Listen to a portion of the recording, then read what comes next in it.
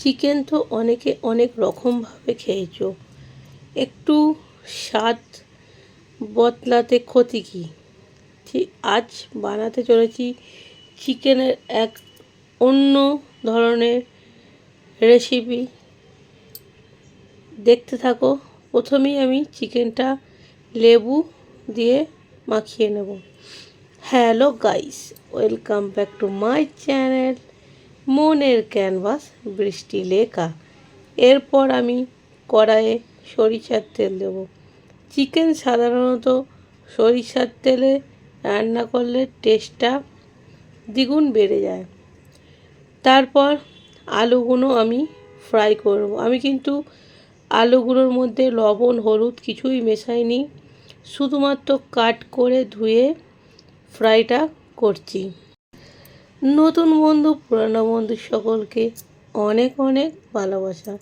নতুন বন্ধুরা প্লিজ চ্যানেলটাকে সাবস্ক্রাইব করো। পুরনো বন্ধুরা তো অল টাইম পাশে ছিল, আছে, ভবিষ্যতেও থাকবে। আর যে কোনো জিনিসই একরকম স্বাদ ভালো লাগে না, তাই কিছু কিছু সময় কিছু কিছু স্বাদ বদলালে দেখবে ভালো লাগে। আলু ফ্রাই হয়ে গেছে, তুলে নিয়েছি। তারপর ওই তেলের মধ্যে আমি কিছু মশলা দিলাম, গোটা জিরে, তেজপাতা, এলাচ, লবঙ্গ, দারচিনি, আর একটা খাড়া মশলা জয়িত্রী। অবশ্যই চিকেনের মধ্যে জয়িত্রীটা দেওয়ার চেষ্টা করবে, দেখবে চিকেনের স্বাদ কিন্তু দুগুণ বেড়ে যাবে। আমার কাছে ছিল না বলে আমি ওটাকে স্কিপ করেছি, তোমরা অবশ্যই দেবে।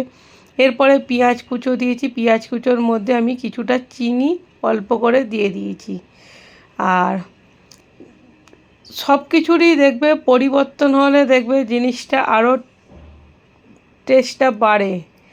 আর অবশ্যই চিকেন মানেই কিন্তু সরিষার তেল আর জয়িত্রী এইগুলো ইউজ করবেই। এরপর আমি দিয়ে দিলাম স্প্রিং অনিয়ন। স্প্রিং অনিয়নের হাফ পোর্শন আমি দিয়েছি, যেটা হোয়াইট আর গ্রিন মিক্সড করে। এবারে পেঁয়াজ আর স্প্রিং অনিয়ন ফ্রাই হোক, একটা পেস্ট আমি বানাবো।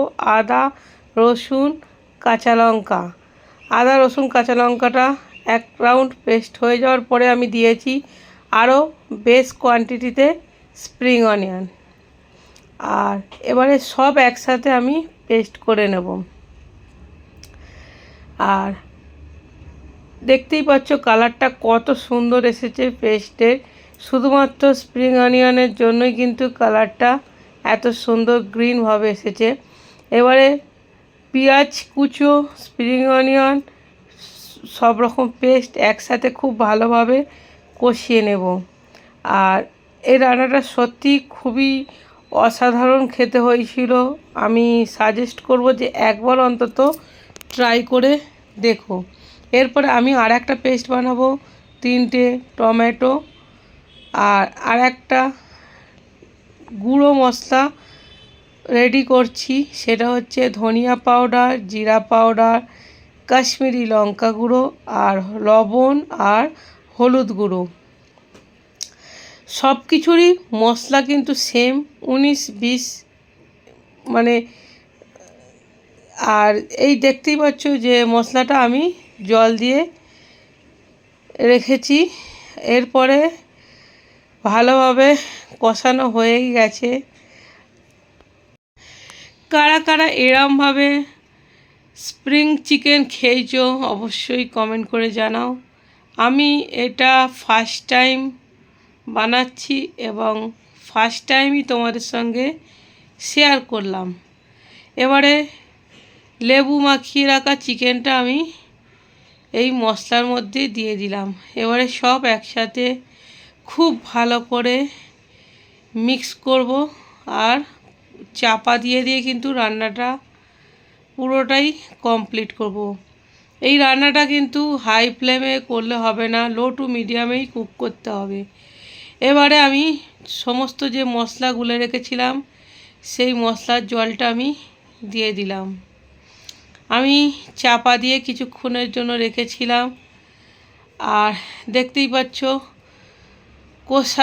কষানো হচ্ছে। এরপরে কিন্তু আমি নাড়াচাড়া করে আবারও কিছুক্ষণের জন্য ঢাকনা দিয়ে দেবো। তারপরে আবারও এরপরে আমি দিয়ে দিলাম টমেটো পেস্ট।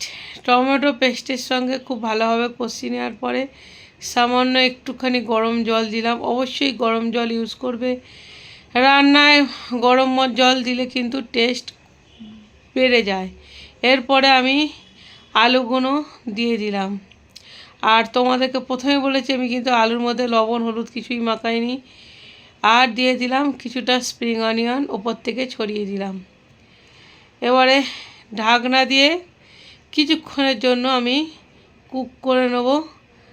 আর এই রান্নাটা তোমরা সব কিছু দিয়ে খেতে পারবে, রুটি, ভাত, পরোটা, পোলাও, ফ্রায়েড রাইস, যে যেমনভাবে খেতে পারো। আর আমি আবারও বলছি, অবশ্যই এইভাবে ট্রাই করে দেখো। আর তোমরা দেখতেই পেলে যে খুবই কম তেল মশলা ইউজ করেছি। আমি সাধারণত রান্নায় কম তেল মশলা ইউজ করে থাকি। দেখো, কালার দিয়ে তো কালার আনা যাবে, কালার ছাড়া টেস্টি টেস্টি ঘরোয়া রান্না খাওয়া শরীরের পক্ষে অনেক ভালো। এরপরে শেষ পর্যায়ে দিয়ে দিলাম আমি ধনিয়া পাতা। মাংসের কালারটা কিন্তু জাস্ট অসাধারণ এসেছে। ক্যামেরায় কতটা এসেছে বলতে পারবো না, বাট সামনে থেকে কিন্তু জাস্ট ফাটাফাটি কালার এসেছিল। আর ধনিয়া পাতা যে কোনো রান্নাতেই স্বাদ বাড়িয়ে দেয়। আজকের ভিডিওটা কেমন লাগলো অবশ্যই জানাবে। আর সব শেষে দিয়ে দিলাম একটুখানি লবণ, কেন লবণটা একটু কম পড়েছিল। আর দিয়ে দিলাম একটা কাঁচা লঙ্কা। আর আমি সাধারণত রান্না কাঁচা লঙ্কাতেই করতে প্রেফার করি। গুঁড়ো লঙ্কা যতটা পারবো কম ইউজ করার চেষ্টা করি। আর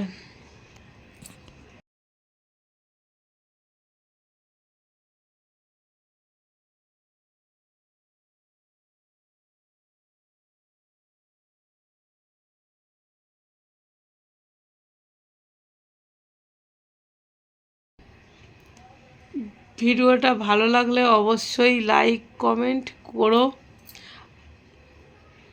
আলু কিন্তু পুরোপুরি সিদ্ধ হয়ে গেছে, আলু চিকেন পুরোপুরি সিদ্ধ হয়ে গেছে। সব শেষে দিয়ে দিয়েছি আমি শাহি গরম মশলা। এটা রেডিমেড শাহি গরম মশলা। আর একদিন তোমাদেরকে ঘরোয়া শাহি গরম মশলা দেখাবো, আমি বিরিয়ানি মশলা, ঘরোয়া বিরিয়ানি মশলা দেখাবো কি কি দিয়ে আমি বানাই। চলো ভিডিওটা এই পর্যন্তই। ভালো থেকো, সুস্থ থেকো, হাসি খুশি থেকো, আর খাও দাও বাঁচো। মন চায় জিন্দেগি।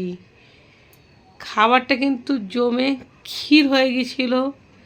আর আমি খেয়েছিলাম রুটির সাথে।